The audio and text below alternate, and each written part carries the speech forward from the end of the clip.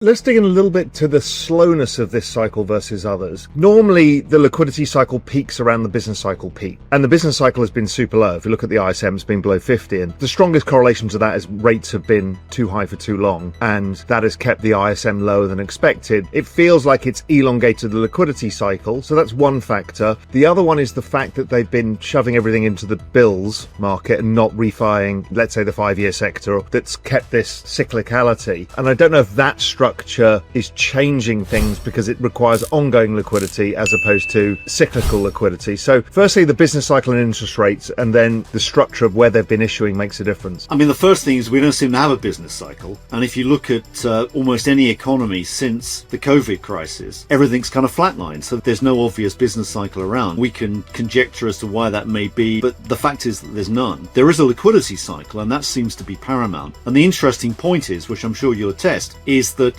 financial markets have responded not to the real economy, they've responded to the liquidity side. That's what's going on. So we need to understand this.